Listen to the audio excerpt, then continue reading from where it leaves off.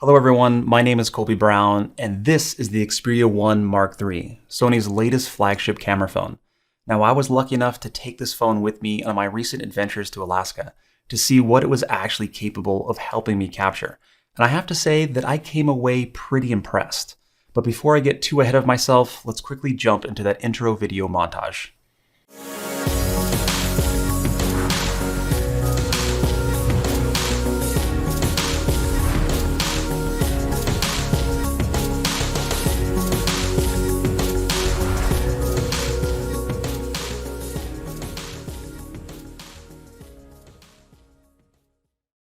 So starting off on the right foot, let's talk a little bit about what this video is and what it isn't. This video is not an in-depth review of the Xperia 1 Mark III. There are plenty of other YouTubers and tech journalists that will dive into the nuances of this phone, talking about how incredible the world's first 120Hz 4K HDR OLED display is. It's gorgeous. Or how great the battery life is. It's pretty great. Instead, think of it more like an exclusive hands-on experience from a professional photographer's standpoint. I am much more interested in how this device will fit into my gear workflow and how it helps me actually create content when I'm actually out there in the field. And if you're watching this video, I really hope you are too. So with all of that out of the way, let's first direct our attention to the photography and still image side of things. There are some important changes and advancements worth talking about here that really made a difference for me when I was in Alaska. The camera still puts out a 12 megapixel RAW or JPEG image using a backside illuminated stacked image sensor, but things have quickly improved from there. The most significant change from the previous models has to be with the lenses, of which you now have 4 different focal lengths to play with: 16mm, 24mm, 70mm, and 105mm. The last 2 are special because they're actually housed in the same lens, otherwise known as a variable tele lens. Moving from 70 to 105 actually happens optically, providing much better results than the digital zoom options with other phones. Having the flexibility to move between all 4 lenses easily made the Xperia 1 Mark III much more versatile to use in Alaska.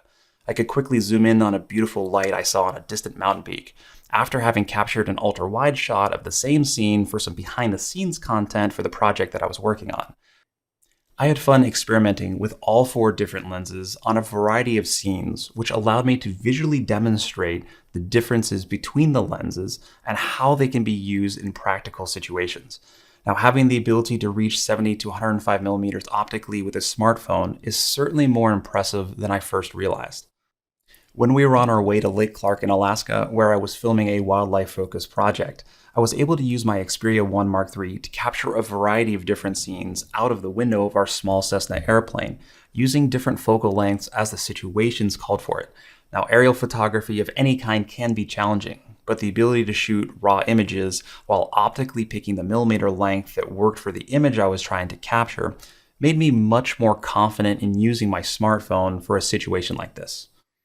Additionally, the autofocus system on the Xperia 1 Mark III has been vastly improved, providing a better all-around autofocus experience. You now have real-time eye autofocus tracking, as you can see here as I was taking some portraits of my fellow Sony artisan Jermaine Horton as we were having some fun by a nearby stream. But I'm also happy to report that the eye autofocus now also works with animals, such as cats and dogs.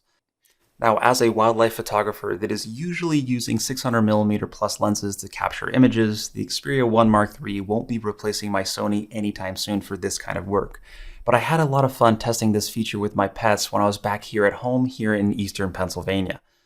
This helps showcase how you can use some of the continuous autofocus throughout the different focal lengths, which is something that's new to the Xperia 1 Mark III. Now, lastly, I'm also happy to report that the camera app situation on the Xperia 1 Mark III has been improved. You no longer have to decide between the 2 different camera apps, as the basic and pro camera modes are now housed under one roof. When you first jump into the camera app, you will automatically start in the basic mode, which allows you to quickly grab a shot. But if you want more creative control, you can simply tap on the basic button in the top left-hand corner of the scene, and then I can choose from a variety of different camera modes, including manual, which is where I often find myself. Here I can dial in my shutter speed, ISO, and adjust any other number of features such as frames per second, autofocus mode, white balance, and much more. As a photographer, all of this feels very at home and natural, which I am sure was Sony's goal when it came to the user experience, specifically to the camera app itself.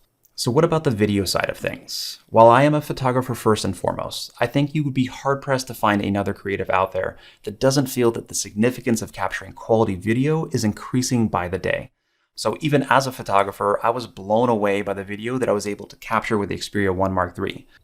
This is not only because it is capable of shooting incredibly crisp 4K footage, which it can, or because of the slow motion features, which are fun to play with, but because of two other major factors. First, the Cinema Pro app is great. Here I have full creative control over the video's resolution, frames per second, picture profile, shutter speed, and more. Additionally, Sony has put a lot of work to continue to improve the color science used here to better match the footage I can capture using my professional Sony camera bodies. So what does this all mean? Basically, in many situations, I can quickly use my Xperia 1 Mark III to film a scene or some B-roll for a video project I'm working on. And then I can match it with the other footage I've captured with my Alpha line of cameras, which is a pretty big deal. The footage I captured in Alaska with the Xperia 1 Mark III looks fantastic, is close in color and tone to the other footage that I've shot, and it is in the same 24 frames per second mode so that I can actually use it in a professional setting. Now, as an added benefit for cinematographers out there, the Xperia 1 Mark III has another little known feature that feels like icing on the cake for creatives. At any point, I can use my Xperia 1 Mark III as an external monitor when it is paired with a Sony Alpha mirrorless camera. With a simple hot shoe mount, smartphone holder, and the right HDMI to USB-C cable, I can have a much larger display to view the content I'm creating when I'm out there in the field.